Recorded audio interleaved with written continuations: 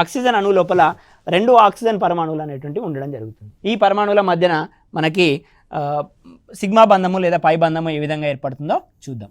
Oxygen electronic configuration కనుక చూసినట్లయితే 1s2 2s2 2p4. So p orbital లోపల మనకి 3 ఉప ఆర్బిటాలు ఉన్నాయి, 1 2 3 4. సో ఇక్కడ మిగిలిపోయినటువంటి 2 ఎలక్ట్రాన్లని గమనించండి. అదేవిధంగా ఇంకొక ఆక్సిజన్కి సంబంధించి ఎలక్ట్రానిక్ కాన్ఫిగరేషన్ కనుక చూసినట్లయితే 1s2 2s2 2p4. దీంట్లో కూడా సేమ్ ఉంటుంది ఎలక్ట్రానిక్ కాన్ఫిగరేషన్. p ఆర్బిటాల్ మాత్రమే తీసుకుంటున్నాను, 1 2 3 4. దీంట్లో కూడా 2 అన్పేర్డ్ ఎలక్ట్రాన్లు అనేటువంటివి ఉండడం జరిగింది. ఇప్పుడు నేను p ఆర్బిటాల్ యొక్క ఆకృతిని గీస్తున్నాను. ఒక ఆక్సిజన్కి సంబంధించి p ఆర్బిటాల్కి సంబంధించినటువంటి ఒక ఆకృతి ఇది. p ఆర్బిటాల్, ఇది ఇంకొక p ఆర్బిటాల్. మొత్తంగా 3 ఉప ఆర్బిటాలు ఉన్నప్పటికీ నేను 2 p ఆర్బిటాలు మాత్రమే తీసుకున్నాను.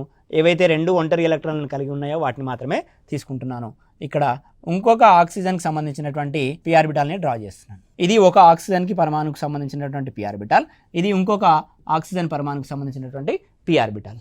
సో ఎప్పుడైతే ఇక్కడ ఉన్నటువంటి అన్పెయిడ్ ఎలక్ట్రాన్, ఇక్కడ ఉన్నటువంటి అన్పెయిడ్ ఎలక్ట్రాన్, ఇక్కడ ఉన్నటువంటి అన్పెయిడ్ ఎలక్ట్రాన్, ఇక్కడ ఉన్నటువంటి అన్పెయిడ్ ఎలక్ట్రాన్, వీటిని ఇక్కడ ఈ విధంగా సూచించడం జరిగింది.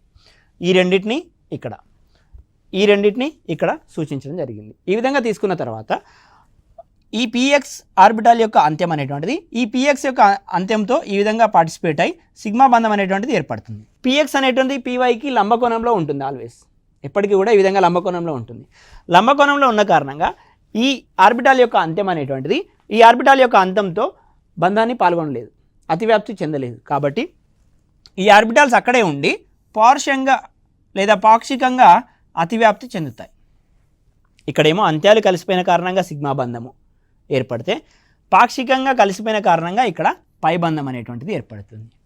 ఇప్పుడు అర్థమైంది అనుకుంటాను. ఒక కార్బన్ కార్బన్ లేదా ఆక్సిజన్ ఆక్సిజన్ మధ్యన 2 బంధాలు ఉన్నప్పుడు ఒకటి సిగ్మా బంధం, ఒకటి పై బంధం ఎందుకు అవుతుందని అంటే, ముందుగా ఏదైనా ఒక p ఆర్బిటాలు యొక్క అంత్యాలు కలిసిపోయిన కారణంగా అతివ్యాప్తి పరిమాణం అనేటువంటిది అధికంగా ఉంటుంది, అతివ్యాప్తి పరిమాణం అనేటువంటిది అధికంగా ఉంటుంది. కావున బలమైన బంధము సిగ్మా బంధంగా ఏర్పడుతుంది. ఒకసారి p ఆర్బిటాలు అంత్యంగా సిగ్మా బంధంలో పాల్గొన్న తర్వాత మిగిలిన p ఆర్బిటాలకి సిగ్మా బంధంలో పాల్గొనే అవకాశం ఉండదు. ఎందుకనంటే అవి ఒకదానికొకటి లంబంగా ఉంటాయి. చూడండి, ఇవి 2 కలిసిపోయినాయి అనుకోండి, మళ్ళీ ఇవి 2 ఓవర్లాప్ చెందడానికి పాసిబుల్ ఉంటుందా? కాదు.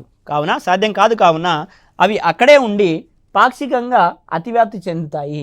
ఈ విధంగా పాక్షికంగా అతివ్యాప్తి చెందిన కారణంగా పైబంధం అనేటువంటిది ఏర్పడుతుంది.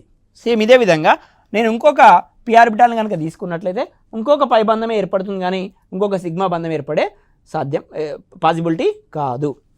కావున ఆక్సిజన్ అణువులో ఏర్పడేటువంటి 2 బంధాలలో ఒక సిగ్మా బంధము, పై బంధము ఏర్పడుతుంది.